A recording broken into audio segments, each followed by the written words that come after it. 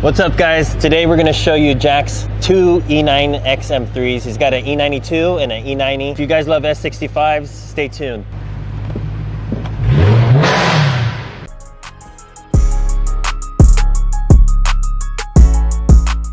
All right, guys, welcome back to another episode. Thank you for watching. For those of you new to the channel, my name is Robert. I'm the owner here at Studio RSR. My name is Jack. I'm one of the performance liaisons here at Studio RSR. I've been here for about 5 months. Yeah, and today we've got a cool episode because Jack here used to be one of our customers back in the day, like maybe what, 3 years ago now, with a white E90 M3. But today he's got different cars here. He's just recently sold that white E90 and then picked up two E9x M3s. One's an E90 as well, and then the other one's an E92. So, you know, before we dig into the cars and all the mods that are on them right now, what got you into cars in the first place? So I've always owned BMWs up until now. And so I've always loved BMWs. I've always loved cars ever since growing up too. That's actually because of my grandpa. Parents were never really into it all that much, but always been into them. Once it came time to get that first car, I naturally just lent towards What car was it? What car was it? Yeah. I got a 330 Ci. Oh, nice. So it's a BMW. Yep. So I had a BMW for the first one. Super high mileage, but it had it was the Orient blue metallic, so it was like that really cool navy blue one. Cool. So love that color, but basically kind of went through my my first initial phase of slamming the thing to the ground and basically doing every mod that I could for that one. But yeah, I think it was more of a phase than anything. But yeah, had that one, did just about everything to it. And then the next car after that, I got an E30 that had an S50 swap that was basically halfway done. I didn't know you had that. I bought another project, bought that thing for $5 grand. With an S50 already in it. S50 already in it, but yeah, like the wiring harness wasn't hooked up, half of the wires weren't hooked up. Like literally the guy posted it as a project I don't want to finish anymore. Yeah. So I literally went and picked it up, and then we had that. I had Castro do some work on that one just for wiring harness, and I had a couple random shops around the LA Valley area work on that one because that's where I was living at the time. Yeah. But that one was also a really fun one. That one, by the time I was done with it, it was looking... Was it a coupe or a four-door? It was a coupe. Wow. It was a late model. It was a 91 with plastic bumpers. Yeah. But it was that was a fun one. And so we went through, swapped out all the suspension, got the wiring harness done, basically got everything for the engine that was needed, and then a few little suspension components, swapped out the wheels, and the thing was, that was one of my most fun to drive cars. Yeah, I can imagine. Yeah, my brother's got, he's been through every swap on an E30, every 24 valve swap possible, I think, besides a 54. But yeah, $5 grand E30 S52, people would be killing each other on Facebook trying to get that car right now. I look at what the prices are going for today, actually, and I'm like, I first of all, I shoot myself in the foot for when I sold it and for how much I sold it. But again, you can never know the market, obviously. Yeah. But it's funny because I ended up selling that thing for $8 grand, and I was like, damn, if I held on to that for a couple more years, that might have almost doubled. Let's talk about your E90 and how we met because of that car, right? Pretty much. So I think you were at a Big Willow when something happened? I was. It was actually my third time tracking the car. And again, maybe I got a little too comfortable with myself, but basically going around turn 9, I did a money shift from 5th into 3rd. And so, or excuse me, 5th into 2nd. And so yeah, I did a money shift around turn 9, literally went around, pulled around the last part of the turn, went into the pits, car shut off. And basically we ended up finding out later that the crank completely seized in the motor. So that's where we were at with that one. And so that actually leads us to when we met. Basically for that one, the car sat for about 3 months or so.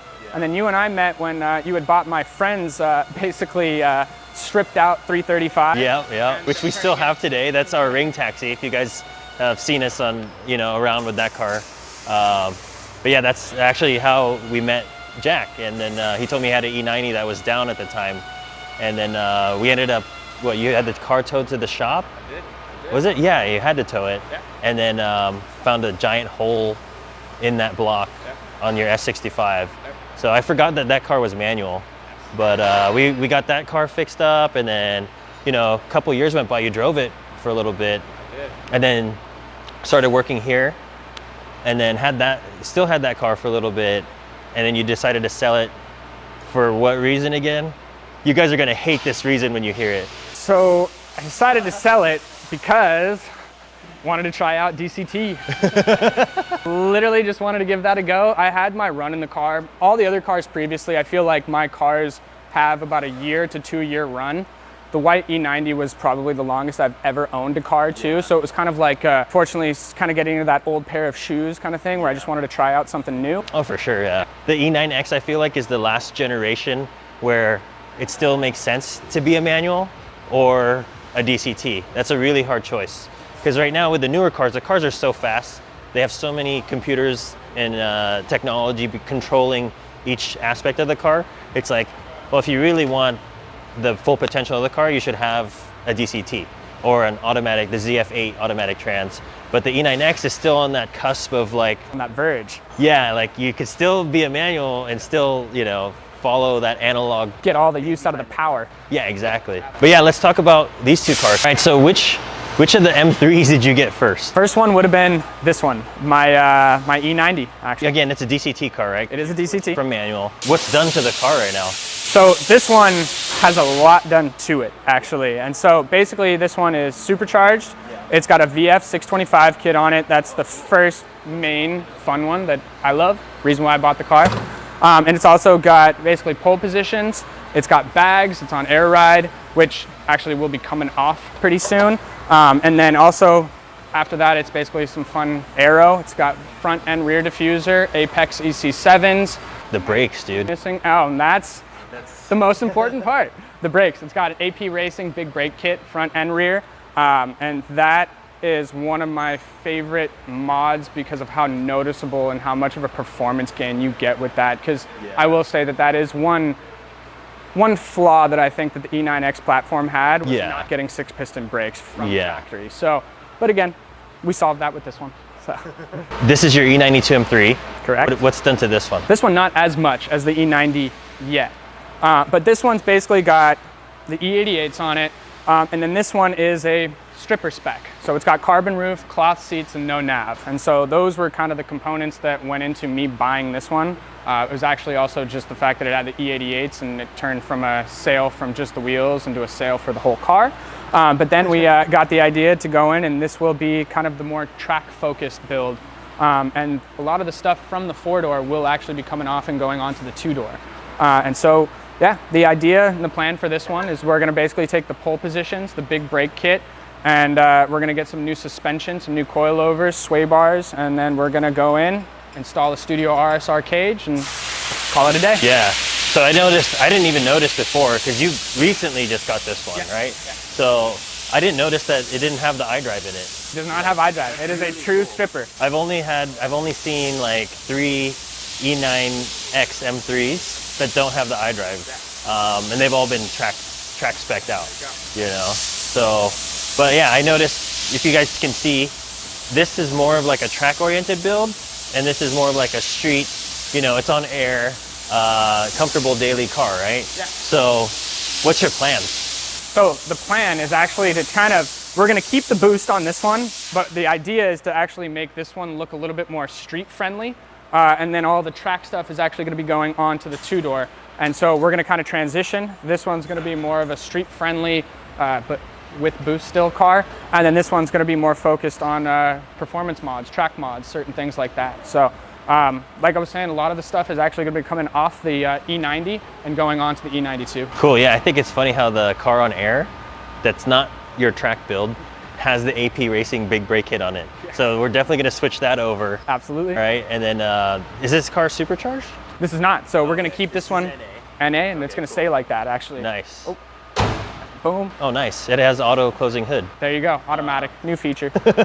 So I'm not sure where these cars came from, but we might have to do rod bearings, right? All the typical E90 M3 and E92 M3 upgrades and mods and maintenance items that you'd have to do on an S65, like the rod bearings, the throttle body actuators. Have we done those yet? Have you done? So they have actually, and so on both of them, they have been done at previous times, and I've got like records. This one actually, the previous owners of this one's, they applause to them because I actually have a full PDF file for both cars. No, actually just for this one. For this one, I have a pretty severe record as well. For this one, it is like detailed to a tier of what the mileage, where it was done, who did it.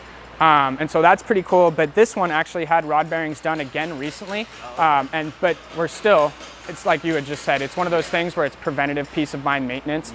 We don't know who installed them previously and all that kind of stuff. So it is one of those things where we are going to go through and do the peace of mind mods for these ones as well, which will include throttle body actuator rebuild and rod bearings. Cool. And in terms of coilovers, what's this set up on right now? Okay, so that's another downside to this one too. Right now it is on stock shocks with a KW has kit. That's actually how I bought the car.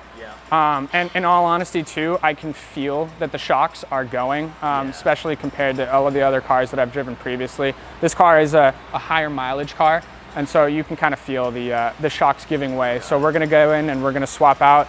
We haven't decided which coilovers we're gonna go with yet. Most likely V3s, and if I'm really feeling myself, we're gonna go with Club Sports, but we're gonna kind of feel that one out as it comes close. Dude, we gotta find something soon, because Laguna Seca is in 2 weeks. Jack's gonna obviously come with us. It'll be his first time and my first time at Laguna, so we're looking forward to that. And you're gonna take this one, obviously. I'm taking this one. It is actually gonna be my first track day since the last track day 3 years ago. Where you blew your old E90 M3.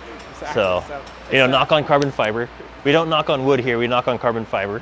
So that nothing happens to this one. But this one seems like it was so well maintained that we just need to check it.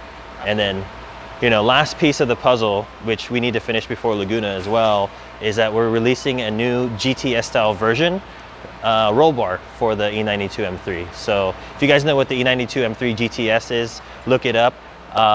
It's a factory built, you know, street spec race car. So we're gonna be putting that style cage in, you know, by popular demand from a bunch of people who always ask. You get phone calls, people trying to buy our cage and then asking if we have the GTS style cage, right? So, yeah. So besides Chris, our friend with another E92 M3 who's actually managing that project for us, Jack's gonna be one of the first with that style cage too. So we'll try to get all this stuff done before Laguna, and then yeah, see how it goes. But yeah, we just want to do this video real quick for you guys. I think it's cool how Jack has basically everything that you'd want as an E9x M3 owner, having one before, and then having different kinds of mods with different combinations, right, on the E92 and the E90. I guess that's a good question for the viewers too, is having owned both at the same time, do you notice a difference between E90 and E92?